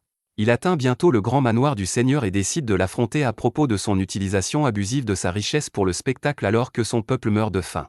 Il entre dans le manoir et demande à haute voix si quelqu'un est là. Le seigneur de la région, Nigan, vient l'accueillir, et il s'avère être un parfait idiot maladroit. Pendant qu'ils prennent le thé, N explique à Nigan qu'il est là pour s'occuper des démons qui attaquent cette région. Nigan lui dit calmement qu'il n'y a pas de démons à proximité, et que les rapports envoyés à la guilde ont dû être exagérés, car il y a trop de monstres dans cette région. N dit qu'il aimerait tout de même rester quelques jours et patrouiller la région la nuit pour en être sûr. Il informe ensuite Nigan qu'il a tué une hydra en chemin, et cette nouvelle change soudainement la personnalité du seigneur. Il laisse tomber sa tasse, choqué d'apprendre que l'hydra est morte, et demande à N comment il a pu la tuer alors qu'elle était la seule à empêcher les monstres de la forêt d'attaquer le village. Il se met à critiquer N, disant que sans l'hydra pour protéger leurs frontières, les monstres de la forêt vont recommencer à les attaquer. N se plaint qu'il était injuste de faire un pacte avec l'hydra, car elle demandait des sacrifices, et Nigan répond qu'il n'y avait rien de grave à sacrifier une personne pour le bien de tout le territoire. Il dit à N qu'il va simplement tuer quelques monstres et rentrer chez lui, mais que les habitants de son territoire vont souffrir à cause de ses actions. Il quitte la pièce en colère, laissant N confus sur ce qu'il doit faire maintenant. N quitte le manoir tandis que Nigan va parler à son reflet dans un miroir magique. Il appelle son reflet Ombre et panique en expliquant qu'N a tué l'hydra. Ombre dit à Nigan qu'ils peuvent facilement trouver un autre monstre pour remplacer l'hydra, mais que leur principal problème est N. Il dit au noble naïf qu'N est un démon, car aucun humain ne peut tuer un monstre de rang SS comme une hydra, et que s'ils veulent protéger leur territoire, ils doivent le tuer. Nigan le croit et organise la mort d'N, tandis qu'Ombre rit, disant que les humains sont faciles à manipuler, et qu'après un peu plus de préparation, il sortira du miroir et possédera le corps de Nigan. D'un autre côté, N constate que le mur du village est gravement endommagé et qu'il n'y a aucun garde posté. Il essaie de demander aux villageois des informations sur Nigan, mais dès qu'ils entendent son nom, ils s'enfuient. N réalise que tout le monde a peur de Nigan et essaie de trouver un indice qui pourrait l'aider.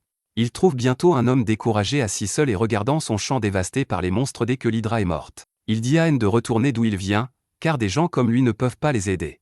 N prend cela personnellement et utilise immédiatement sa magie pour préparer le champ, puis plante des graines magiques pour faire pousser des légumes instantanément. Ensuite, il utilise la magie de la terre pour créer un mur épais et tout autour de la zone afin de repousser les monstres. Le fermier est choqué, et N lui dit qu'il est trop tôt pour abandonner sa vie. Il lui demande de le laisser aider ce village, et l'homme se met à rire, car ces mots lui rappellent le père de Nigan, l'ancien seigneur. L'homme dit que l'ancien seigneur était une personne gentille et courageuse, mais qu'à sa mort, lorsque son fils a pris le pouvoir, tout a basculé. Dès que Nigan est arrivé au pouvoir, l'hydra est apparue, et il a fait un pacte avec elle sans réfléchir. Il a réduit le budget de défense et augmenté les taxes au maximum, et tous ceux qui ont protesté ont disparu. Cela a fait perdre espoir à tout le monde, mais maintenant le fermier dit qu'il croit à nouveau en l'avenir grâce à N. N est ému en entendant cela, mais soudain les capacités d'Alice s'éveillent, et il voit qu'une énorme horde de monstres approche du village. Yuri sort pour lui demander si tout va bien, et il lui dit qu'il va vaincre tous les monstres pour qu'aucun ne puisse nuire au village. N saute sur le mur pour voir des milliers de monstres courir vers le village, et il panique, réalisant que cela ne va pas être facile, même pour lui.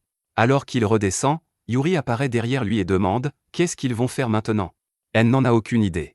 Cependant, en voyant les villageois perdre espoir, il décide de donner tout ce qu'il a pour protéger leur vie. Il dit à Yuri de se mettre dans son œil, puis saute dans les airs, libérant une balle de vide dans l'espoir de tuer quelques monstres et d'effrayer les autres. Cependant, cela ne fonctionne pas, et les monstres continuent de se précipiter vers le village. Certains d'entre eux bondissent soudainement vers N, bien qu'il esquive leurs attaques initiales. Ces monstres ressemblant à des singes sont bien plus agiles qu'ils ne le pensaient. Ils se saisissent les mains en l'air et se projettent l'un vers l'autre en direction d'En avec une vitesse accrue, et il active sa compétence de super-évaluation pour les voir au ralenti, puis les vaincre avec ses attaques puissantes. Ensuite, il crée une barrière pour contenir certains monstres et les tue tous avec des balles de vide, mais quelques monstres se faufilent derrière lui. En utilise une autre compétence pour créer des clones derrière les monstres, puis utilise des fils d'acier pour les découper. Les villageois, qui fuyaient les monstres, s'arrêtent et regardent En avec admiration, incapables de croire qu'il affronte tous ces monstres seul, mais ils ne savent pas qu'il repousse ses limites. Ursula l'avertit que s'il continue à se battre ainsi, il va s'effondrer, mais En est déterminé à protéger tous les villageois. Il invoque son épée et prend position pour déchaîner une attaque à grande portée qui s'occupera de tous les monstres en une fois, mais Ursula lui dit d'arrêter car, à ce rythme, son corps ne tiendra plus longtemps. En refuse d'abandonner, même lorsque les monstres se regroupent contre lui, puis il tire son épée avec toute sa puissance, libérant une onde qui tue tous les monstres d'un coup. Cependant, il a atteint ses limites avec cela, et il s'effondre au sol, juste au moment où Yuri sort de son œil. Elle commence à le soigner avec son eau sainte, mais En s'est tellement endommagé que même l'eau sainte met un certain temps à le restaurer. Dès qu'il se sent mieux, En se lève pour remercier Yuri, mais au lieu de la voir, il voit la jeune Mia sauter sur lui en l'appelant Dieu. Les autres villageois sont également là, et il remercie En de les avoir sauvés une fois de plus. Cependant, le fermier Ken a aidé plutôt à autre chose en tête. Il commence à demander à ses amis, combien de temps allons-nous vivre dans l'ombre de la peur? Il dit qu'ils ont mis leur vie entre les mains de Nigan, et qu'au final, ils ont été forcés de faire des sacrifices humains à l'hydre. Ils n'ont jamais pu rien faire pour améliorer leur situation, et même quand En a combattu des milliers de monstres seuls, ils l'ont simplement regardé depuis les lignes de côté. L'homme inspire les villageois à prendre leur vie en main, et tout le monde se joint à lui avec un grand enthousiasme. En est ému de voir cela, et il commence à dire à Yuri que c'est comme le moment où elle l'a sauvé. À cette époque, elle a protégé sa dignité et lui a donné le courage de vivre sa vie selon ses propres termes, et maintenant qu'il a fait la même chose pour les villageois, il sent qu'il est devenu une grande personne comme elle. Les villageois curieux interrompent leur moment en disant qu'ils ne laisseront plus Nigan les diriger, et c'est à ce moment que Nigan arrive, demandant « Vous parliez de moi ». Les villageois paniquent en le voyant, mais leur chef lui dit clairement qu'ils suivront En plutôt que lui, car c'est lui qui les a sauvés. Nigan se moque simplement de cela et dit avec assurance aux villageois qu'En les trompe. Il prétend qu'En est un démon et qu'il a organisé l'attaque des monstres pour pouvoir les endoctriner et prendre le contrôle de la région. Cependant, les villageois refusent de le croire, et ils disent que même si En est un démon, ils seront heureux de le laisser les gouverner plutôt qu'un perdant incompétent comme Nigan. Nigan a une crise de panique en entendant cela, et le chef du village lui dit qu'ils ont besoin d'un dirigeant comme son père, qui peut se battre à leur côté. Son état s'aggrave, il a un violent mal de tête et demande à Shadow de l'aider en sortant un miroir qu'il porte en pendentif. En ressent de mauvaises vibrations venant du miroir mais ne parvient pas à l'évaluer, ce qui lui fait réaliser que quelqu'un a lancé un sort de dissimulation de haut niveau sur lui. Il essaie d'éloigner le miroir de la main de Nigan, mais il est trop tard car le garçon est englouti par les ténèbres. Il se retrouve à parler à Shadow tout en étant assis dans une flaque de sang débordant d'un gobelet. Nigan demande des conseils, et Shadow lui dit de tuer tous ceux qui le tuent, tout comme ils ont tué son père. Nigan est confus en entendant cela, et Shadow décide de lui rappeler la vérité sur la mort de son père. Quand Nigan était enfant, il idolâtrait son père, qui était aimé et respecté de tous. Il voulait être comme lui, mais son corps était trop faible, et les enfants du village refusaient de jouer avec lui, disant qu'il pourrait attraper sa maladie. Nigan était vraiment blessé par cela, et puis un jour, il a entendu des gens dire que le Seigneur avait trouvé Nigan abandonné dans une poubelle, c'est pourquoi ils étaient si différents. Le jeune Nigan avait le cœur brisé en entendant cela, et il s'est enfui, trébuchant sur une flaque d'eau. Alors qu'il commençait à pleurer, le démon Shadow a profité de la faiblesse de son cœur et s'est montré dans le reflet. Nigan était vraiment curieux de voir son reflet lui parler, et Shadow lui a dit qu'il était son ami imaginaire parce qu'il n'avait pas de vrais amis.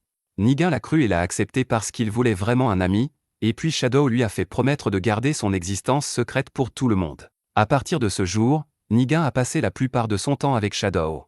Un jour, il a trouvé son père très malade et s'est inquiété pour lui. C'est alors que Shadow a montré son vrai visage et a conseillé à Nigan de préparer un thé avec des herbes médicinales spéciales pour améliorer la santé de son père. Suivant son conseil, Nigan a fait du thé avec l'herbe anti-fatigue et l'a donné à son père quotidiennement, mais sa santé n'a cessé de se détériorer jusqu'à ce qu'il meure un jour. Nigan était très attristé par la mort de son père et inquiet de ne pas pouvoir s'occuper du village, mais Shadow lui a dit qu'il l'aiderait à tout faire parfaitement.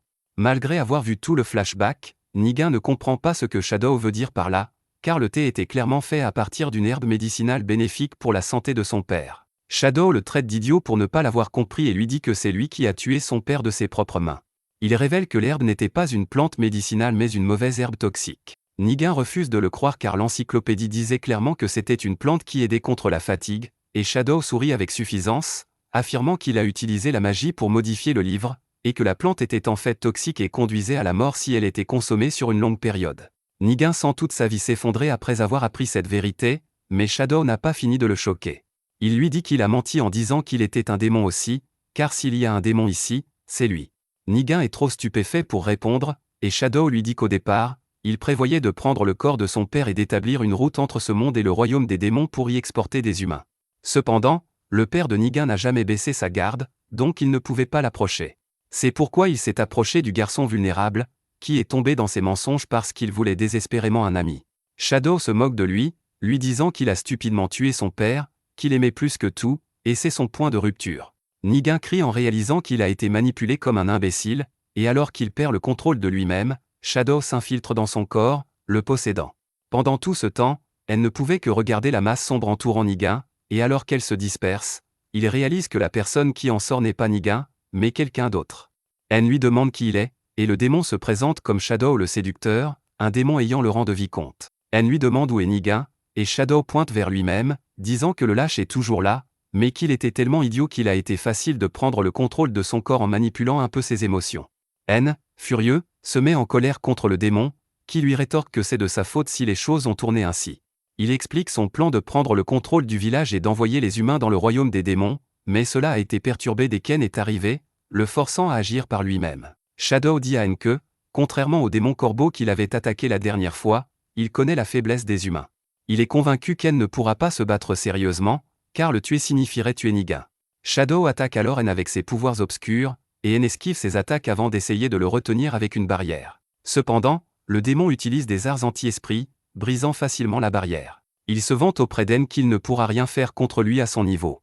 N décide de concentrer toute son énergie dans la prochaine barrière, mais Shadow invoque des monstres singes pour attaquer les villageois, le forçant à revenir pour les défendre. N crée une barrière et dit aux villageois de fuir pendant qu'il retient les monstres, mais Shadow invoque plus de monstres et brise la barrière. N crée ses clones pour affronter les monstres, mais pendant qu'il est distrait en sauvant tout le monde, Shadow le frappe d'un puissant coup de poing. Il continue de marteler N, qui essaie de parer les attaques mais se rappelle du visage joyeux de Nigan. Il ne peut se résoudre à faire du mal au garçon, alors il utilise une compétence défensive pour endurer les attaques, mais cela signifie qu'il ne peut pas bouger de sa position. Ursula lui dit d'arrêter d'être sentimental et de contre-attaquer, mais N continue de réfléchir à un moyen de vaincre Shadow sans blesser Nigan. Shadow réalise à quel point ce dilemme torture N et commence à s'amuser en le provoquant. Il lui dit de se ressaisir et de l'attaquer sérieusement, car c'est la seule façon de sauver les villageois. Cependant, N refuse de le faire, car s'il sacrifie une personne pour en sauver 100, il sera au même niveau que l'idiot de Nigan. Il dit à Shadow que cela n'arrivera jamais et crie le nom de Nigan, lui disant de se ressaisir. Shadow rit, disant que Nigan s'est enfermé et ne répondra à aucun appel. Il reprend alors ses coups sur N, qui continue d'avancer malgré les graves blessures qu'il subit. Malgré les avertissements de Yuri et des autres, N continue d'avancer vers Shadow, ce qui le rend nerveux. N attrape alors le col de Shadow, lui disant qu'il sauvera Nigan et tout le monde, puis lui assène un coup de tête avec toute sa force, l'assommant. N commence alors à crier le nom de Nigan, et sa voix atteint profondément la conscience du garçon, où il se blâme pour tous les malheurs que son peuple a subis. Nigan essaie d'éviter la voix d'N, mais N lui dit de réfléchir à la raison pour laquelle il voulait tant protéger son territoire. Nigan pense au passé et à son désir de ressembler à son père, mais il réalise alors qu'il y avait une raison plus profonde à ses désirs. Il voulait protéger le bonheur de son peuple, tout comme son père, mais en y pensant, il se met à pleurer car il a tout gâché. Il sait qu'il a fait des choses impardonnables, mais il réalise aussi que s'il reste là à se morfondre, encore plus de gens seront en danger. Il décide d'avancer pour réparer les dégâts qu'il a déjà causés, et lentement, il commence à sortir de l'endroit sombre où il se trouvait. Pendant ce temps, Shadow reprend soudainement ses esprits et prend de la distance avec N. Il lui dit que rien de ce qu'il fait ne pourra sauver Nigan, puis l'attaque à nouveau avec ses membres d'ombre, quand soudain, son corps s'arrête. Il réalise que Nigan résiste et lui dit que c'est inutile, car quoi qu'il fasse, il ne quittera pas son corps. Nigan répond à Shadow qu'il n'a aucun problème avec cela, et pendant un bref instant, il reprend le contrôle de son corps. Nigan remercie N d'avoir essayé de le sauver, puis sort une dague et se plante dans le cœur. N est choqué, mais Ursula apparaît avant qu'il ne puisse essayer de sauver Nigan. Elle lui dit d'honorer le sacrifice de Nigan, et ils regardent tous deux le garçon saigner impuissant. Shadow, furieux, demande à Nigan pourquoi il fait cela, et ils reprennent leur conversation dans leur esprit partagé. Nigan explique à Shadow qu'il avait réalisé qu'il n'était pas juste un ami imaginaire, mais quelque chose de dangereux. Cependant, il a continué à ignorer les signaux d'alarme et à écouter ses conseils parce qu'il le considérait toujours comme un ami, même lorsqu'il avait des doutes à son sujet. Après avoir entendu cette conversation sincère, Shadow insulte Nigan, le traitant de faible trop émotif et lui disant qu'il n'était rien de plus qu'un outil pour lui. Il lui dit de mourir seul en quittant son corps, se transformant en une petite créature hybride entre une grenouille et un rat, et s'échappe sans être remarqué. Lorsqu'il remarque la jeune fille Mia, il décide de prendre possession de son corps, mais l'épée d'En le transperce la tête. En se précipite alors vers Nigan, utilisant les pouvoirs de guérison de Yuri pour soigner sa blessure, mais elle ne semble pas se refermer. En perd espoir, mais Yuri intervient et commence à guérir Nigan, disant à En que leurs sentiments atteindront certainement Nigan. Tous deux continuent d'appeler le nom de Nigan tout en le soignant, et cela atteint effectivement le garçon, le ramenant du seuil de la mort. Lorsque Nigan ouvre les yeux, En et Yuri les traînent fort, mais une fois qu'il a compris sa situation, il les repousse, demandant pourquoi ils l'ont sauvé. Il affirme qu'il serait mieux pour tout le monde qu'il meure, mais En lui dit qu'il ne laissera personne mourir, pas même lui. À ce moment, les villageois arrivent également, et leur chef dit à Nigan qu'il ne peut pas expier ses péchés s'il est mort. Il lui dit qu'il devra vivre et affronter la colère et la douleur des gens qu'il a blessés, et qu'il n'y a aucun moyen qu'il le laisse fuir cela. Nigan réalise soudain qu'il a une chance de se racheter, et il remercie les villageois de lui donner cette opportunité. Yuri dit qu'elle est vraiment heureuse pour lui quand soudain elle s'effondre à cause de l'épuisement. En la soutient et l'emmène se reposer sous un arbre, lui disant que si c'était lui qui avait rencontré Shadow à la place de Nigan dans le passé, il aurait fini comme lui. Il se met alors en colère contre le démon pour avoir profité des humains vulnérables et jure qu'il les détruira tous. Bientôt, Ursula et les autres sortent de l'œil d'En et commencent à s'occuper de Yuri, tandis que Pina et Alice remarquent que Shadow n'est toujours pas mort, bien que son corps soit transpercé par l'épée d'En. Il se transforme en une forme encore plus petite pour s'échapper, mais Pina le scelle dans une barrière. Elle appelle alors En, qui ordonne à Shadow de lui dire pourquoi les démons essaient de le tuer ou d'être détruits. Shadow demande à En de promettre de le laisser partir en échange de la réponse, puis lui dit qu'il y a un ordre de le tuer. En lui demande qui a donné cet ordre, et alors que Shadow est sur le point de prononcer le nom d'Echidna, il explose soudainement. Ursula réalise qu'il s'agissait d'un sort pour protéger l'identité du commanditaire, et elle affirme qu'ils ont affaire à quelqu'un de très intelligent et prudent. Après cela, En fait ses adieux aux villageois, mais Nigan lui demande une dernière faveur, l'aider à gérer son territoire, car ils ne pourront pas survivre sans lui. Les villageois se joignent à lui pour supplier En de veiller sur eux, et En ne sait pas quoi dire. Peu après, il retourne à la capitale, où le roi le convoque et l'informe que Nigan s'est rendu aux gardes et a officiellement demandé à ce qu'En devienne le nouveau seigneur de la région de Reshik à sa place. En est choqué, mais le roi lui dit qu'il avait déjà l'intention de lui donner un titre de noblesse et des terres, donc c'est une situation gagnant-gagnant pour tout le monde. Soudain, tout le monde se met à supplier En d'accepter cette opportunité, promettant de s'occuper de toutes les complications pour lui. En est submergé par toutes les décisions à prendre, mais il finit par accepter le titre de noblesse ainsi que la responsabilité des terres. La nouvelle de la victoire d'En sur Shadow atteint Echidna, qui est impressionné et soulagé, car si En n'avait pas pu vaincre quelqu'un comme Shadow, ses plans auraient été compromis. Soudain, un démon nommé Yona arrive, chevauchant son serviteur zombie, et demande à Echidna pourquoi elle est si obsédée par ce type nommé En. Echidna lui dit qu'En a un œil spécial, mais Yona ne pense toujours pas qu'il soit si exceptionnel, car il n'est qu'un humain. Cependant, Echidna lui rappelle qu'un humain normal n'aurait pas pu vaincre Falco et Shadow. Elle dit qu'ils doivent vaincre En et demande à Yona de prendre cette mission. Yona refuse, disant qu'elle n'est pas intéressée par des missions de bas niveau, mais Echidna ajoute un bonus. Elle lui dit que sa mission implique également de capturer un esprit d'arbre-monde, et comme En sera de toute façon à sa recherche, elle peut accomplir les deux objectifs en même temps. Yona est intéressée par l'arbre-monde et accepte la mission. Elle est confiante, en tant que démon d'élite, de pouvoir vaincre n'importe quel humain, et ordonne à son serviteur de sauter dans le portail pour elle, mais le pauvre bougre est déjà mort. Yona l'abandonne et saute dans le portail, tandis qu'Echidna affiche un sourire inquiétant, car elle a envoyé Yona pour aider à rendre En encore plus fort. Pendant ce temps, dans le royaume humain, Yuri demande avec enthousiasme à En ce qu'il veut pour le déjeuner, car elle va cuisiner pour lui aujourd'hui. Avant qu'il ne puisse répondre, Alice arrive et dit qu'elle a quelque chose d'important à discuter avec lui. Pina apparaît immédiatement, pensant qu'Alice va avouer ses sentiments à En, et Yuri dit qu'elle veut aussi le faire. Cependant, Alice n'a pas l'intention de faire cela pour l'instant. Elle dit à En qu'elle veut aussi revoir ses sœurs et qu'elle a utilisé son pouvoir spécial pour chercher d'autres arbres-mondes. Tout le monde s'excite, pensant qu'elle a enfin trouvé un autre arbre-monde, mais Alice dit que quelqu'un le lui a montré. Elle ne se soucie pas des détails et dit qu'il devrait aller chercher l'esprit, quand soudain, une femme mature aux yeux bandés dit qu'elle est d'accord avec lui. En est confus car il ne reconnaît pas la voix et ne voit même pas d'où elle vient. Alors qu'il regarde autour de lui, il entend à nouveau la voix de la femme, et cette fois, elle vient du lit. Il se retourne pour voir la femme aux yeux bandés allongée de manière séduisante sur le lit et panique, demandant qui elle est. La femme appelle Yuri et les autres ses sœurs et leur demande de venir à elle. Yuri saute immédiatement sur elle, l'appelant grande sœur Krusz, mais il s'avère que la femme n'est qu'une illusion et non son vrai corps. Yuri est déçu, mais elle ne comprend toujours rien. Pina explique que Krusz est la deuxième plus âgée des esprits d'Arbre-Monde, et elle est choquée qu'un esprit d'Arbre-Monde vienne à lui de son propre chef. Il se présente à elle, et Krusz commence à se rapprocher de lui. Anne est embarrassée, et Alice se met en colère contre Krusz pour avoir dragué Anne. Elle dit à sa sœur d'en venir au fait, et Krusz explique qu'en ce moment, un arbre-monde est ciblé par les démons, et ils ont besoin de l'aide d'Anne.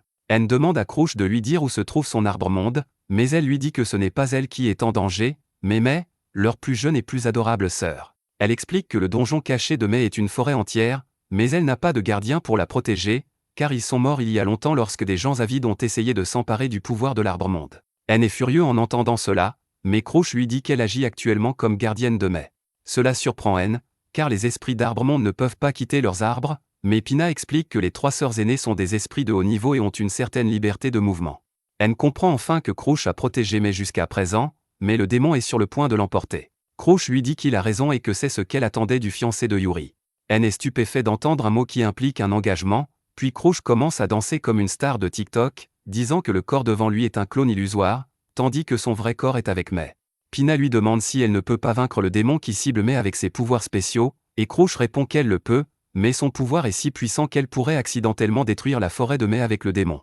Anne demande à Krusz si elle porte un bandeau pour cacher ses yeux afin de contenir son pouvoir, et elle confirme. Anne réalise que le démon doit être vraiment puissant si Krusz ne peut pas le vaincre sans utiliser tout son pouvoir, et il ne laissera personne faire du mal à un esprit d'Arbre-Monde. Il dit à Krusz qu'il viendra la chercher, elle est Mai, et elle lui dit qu'Alice connaît l'emplacement de l'arbre de Mai.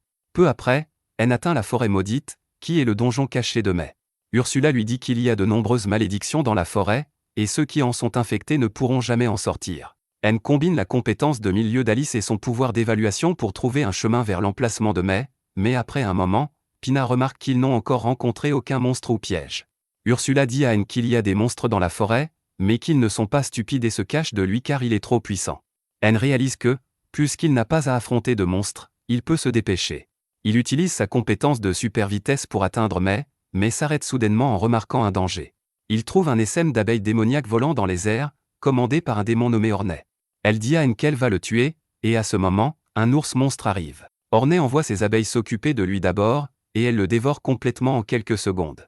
La démone est confiante qu'elle ne pourra pas résister à autant d'ennemis, mais il disparaît simplement et apparaît derrière elle, lui plantant son épée dans la poitrine. Cependant, cela ne suffit pas à tuer Ornay, qui se transforme en un essaim d'abeilles et se disperse, disant à Anne qu'il ne pourra jamais trouver son vrai corps. Anne lui dit qu'il n'a pas besoin de le trouver, car il va tuer tous les démons. Ursula a déjà identifié les points faibles de toutes les abeilles, et en utilisant cela, Anne fait pleuvoir des balles de feu sur elles, les éliminant toutes en un instant. Ornay panique en voyant cela et décide de battre en retraite pour sauver sa vie. Elle trouve un portail vers le royaume démoniaque et décide de s'échapper, mais à sa grande surprise, Yona en sort, et elle n'est pas contente qu'un démon fuit. Ornay essaie de s'expliquer, mais Yona rejette cela comme des excuses et la réduit en poussière. Elle remarque ensuite que sa cible l'a déjà trouvée et se retourne pour se présenter à Anne comme un duc du royaume démoniaque. Malgré son incroyable pression, elle ne bouge pas, mais il réalise qu'elle est vraiment forte. Yona est impressionnée par lui et dit que ce sera amusant de le tuer, mais Anne lui dit qu'elle n'aura aucune chance de le faire. Il se téléporte immédiatement derrière elle et utilise une compétence pour drainer son pouvoir. Yona est surprise car elle n'avait pas anticipé ce mouvement, puis elle augmente sa force et commence à la marteler. Il ne lui laisse aucune chance, la soulevant dans les airs avant de la projeter au sol. Yona commence à rire, car elle n'a pas affronté un adversaire aussi fort depuis longtemps, puis décide de tirer sur Anne avec ses pistolets magiques. Elle lui dit qu'il ne peut pas esquiver son attaque spéciale, mais elle n'a pas l'intention de le faire. Il part simplement l'attaque, renvoyant les balles vers Yona, qui est confuse car cela ne devrait pas être possible. Elle essaie de fuir l'attaque réfléchie, mais elle n'est pas assez rapide et est touchée. Yona ne peut pas croire qu'elle est devenue si faible simplement parce qu'Anne a drainé son pouvoir une fois. Elle essaie de s'éloigner, mais Anne apparaît derrière elle et lui tranche la tête en un instant. Yona ne comprend même pas ce qui s'est passé, même lorsqu'elle est réduite à une tête coupée, puis Anne explique qu'il n'a pas drainé son pouvoir une seule fois. À chaque coup qu'il lui a porté, il a drainé son pouvoir, et maintenant, elle est plus faible qu'un monstre ordinaire. Yona est dévastée en entendant cela et affirme que c'est impossible car elle est une élite au sommet de la hiérarchie démoniaque. Elle traite N de lâche pour avoir utilisé une ruse sournoise pour drainer son pouvoir et active un portail pour retourner dans le royaume démoniaque. Elle jure de le tuer la prochaine fois qu'ils se rencontreront, et N est sur le point de la suivre, mais Ursula l'arrête car ils doivent d'abord atteindre May et Crouch. N accepte, et bientôt ils trouvent une barrière magique qui cache l'emplacement de May. N se demande comment y entrer, mais la barrière se désactive d'elle-même, et une porte s'ouvre devant lui. Il traverse la porte pour trouver un endroit paisible et joyeux où la vraie Crouch les attend. Yuri se précipite pour l'embrasser, puis fait une poignée de main secrète avec Pina. N demande alors des nouvelles de May, et Crouch lui montre qu'elle fait sa sieste de l'après-midi. N trouve le bébé mignon en train de dormir paisiblement et décide de ne pas la réveiller. Cependant, il marche sur une brindille, ce qui réveille May en sursaut, et elle se met à pleurer. Si vous avez aimé cette vidéo, pensez à vous abonner et à regarder la vidéo sur votre écran ensuite.